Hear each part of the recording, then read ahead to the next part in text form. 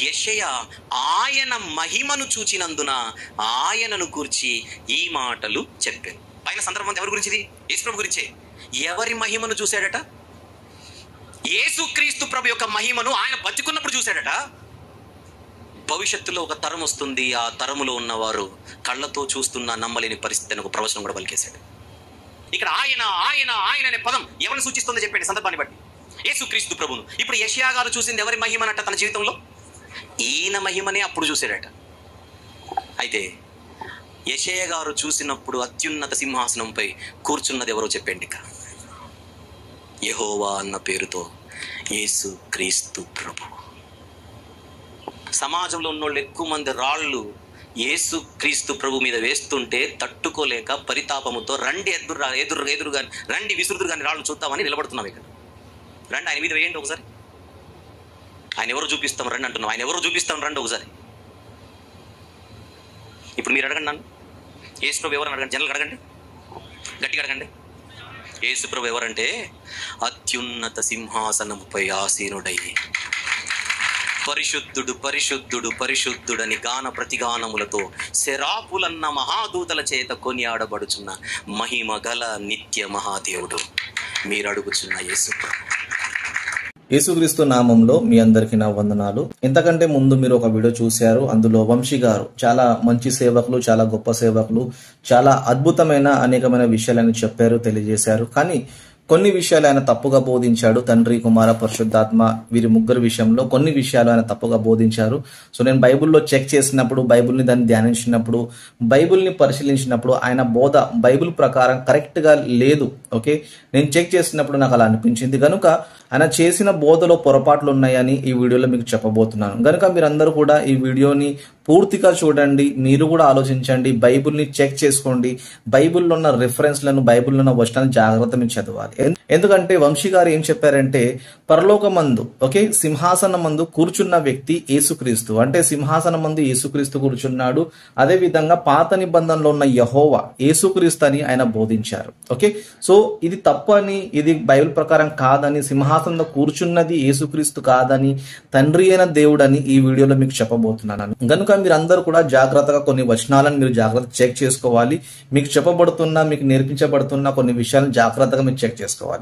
ఆయన చూపించిన కొన్ని రిఫరెన్స్ నేను చదువుతాను. అందులో ఏం రాయబడిందో దాన్ని ఎలా అర్థం చేసుకోవాలని మీకు కొన్ని విషయాలు ముందుగా చెప్తాను. ఓకే, ముందుగా యెషయా గ్రంథము 6వ అధ్యాయము 1వ వచనం నుంచి కొన్ని విషయాలు చదువుకుందాము. రాజైన ఉజ్జియా మృతి నొందిన సంవత్సరమున అత్యున్నతమైన సింహాసనమందు ప్రభువు ఆసీనుడై ఉండగా నేను చూచితిని. ఆయన చొక్కాయి అంచులు దేవాలయంను నిండుకొనెను. 2వ వచనం, ఆయనకు పైగా సేరావులు నిలిచి ఉండిరి, ఒకరికి ఒకరు 6 రెక్కలుండెను. ప్రతివాడు 2 రెక్కలతో తన ముఖంను, రెండిటితో తన కాళ్లను కప్పుకొనుచు, రెండిటితో ఎగురుచుండెను. 3వ వచనం, వారు సైన్యములకు అధిపతియగు యెహోవా పరిశుద్ధుడు పరిశుద్ధుడు పరిశుద్ధుడు, సర్వలోకము ఆయన మహిమతో నిండి ఉన్నదని గొప్ప స్వరంతో గాన ప్రతిగానములు చేయుచుండిరి. ఇక్కడ మనం ఆలోచిస్తే పరలోకమందు ఒక సింహాసనం ఉంది. ఆ సింహాసనం ముందు ఒక వ్యక్తి ఆసీనుడుగా ఉన్నాడు. ఆయన ఎవరంటే తండ్రి అయిన దేవుడు అని బైబిల్ మనకు చెబుతుంది. బైబిల్లో మనం ధ్యానిస్తే తండ్రి అయిన దేవుడు అని మనకు చెబుతుంది. ఓకే, కానీ వంశీ గారు ఇక్కడ ఏమంటున్నారంటే తండ్రి అయిన దేవుడు కాదు, అక్కడ యేసుక్రీస్తు, యేసుక్రీస్తే సింహాసనం ఆసీనుడై ఉన్నాడని ఆయన చెబుతున్నారు. కానీ బైబిల్ మనం పరిశీలిస్తే సింహాసనం మీద తండ్రి ఉన్నాడని బైబిల్ మనకి చెబుతుంది. ప్రకటన గ్రంథం 5వ అధ్యాయం 1వ వచనాన్ని చదువుతాం.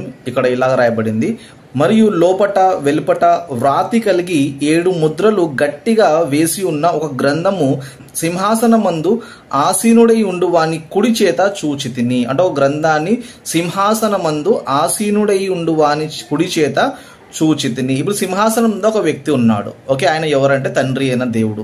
ఇప్పుడు యేసుక్రీస్తు కూడా ఎక్కడ ఉన్నాడంటే సింహాసనంలో లేడు. ఓకే, సింహాసనంలో లేడు. మళ్ళీ యేసుక్రీస్తు ఎక్కడ ఉన్నాడు? డైరెక్ట్ గా మనము ఇదే కాంటెక్స్ట్ లో 6వ వచనాన్ని చదువుతాం. 6వ వచనంలో, మరియు ఆ సింహాసనమునకును ఆ 4 జీవులకును పెద్దలకును మధ్యను వధింపబడినట్లుండిన గొర్రెపిల్ల. అంటే గొర్రెపిల్ల అంటే ఎవరు? యేసుక్రీస్తు. ఇప్పుడు యేసుక్రీస్తు ఎక్కడ ఉన్నాడు? సింహాసనం మీద ఉన్నాడా, లేకపోతే వారి మధ్యలో ఉన్నాడా? సింహాసనానికి ఆ 4 జీవులకి పెద్దలకు మధ్యలో ఉన్నాడు. సో బైబిల్ ఏం చెప్తుందంటే ఆయన మధ్యలో ఉన్నాడు. సో దీన్ని బట్టి మనకి ఏం అర్థమవుతుందంటే సింహాసనం మీద తండ్రి అయిన దేవుడు కూర్చున్నాడు, కానీ యేసుక్రీస్తు వారి మధ్యలో ఉన్నాడు. అంటే ఈ వచనం ప్రకారం మనకు స్పష్టమైంది ఏంటంటే అక్కడ ఉన్నది, సింహాసనం మీద ఉన్నది తండ్రి అయిన దేవుడు, యేసుక్రీస్తు కాదు. కనుక వంశీ గారు ప్లీజ్, మీరు చాలా మంచి సేవకులు, చాలా మంచి విషయాలు మీరు బోధిస్తారు, ఇంకా చాలా అద్భుతమైన సంగతులు మీరు చెబుతూ ఉంటారు. కానీ ఇలాంటి చిన్ని పొరపాట్లు మీరు చేస్తారని నేను ఎప్పుడు అనుకోలేదు, మీ పైన వీడియో చేస్తానని కూడా నేను ఎప్పుడు అనుకోలేదు. కనుక ఇలాంటి తప్పుడు సిద్ధాంతం నుంచి మీరు బయటికి రావాలి, సత్యాన్ని మీరు తెలుసుకోవాలి.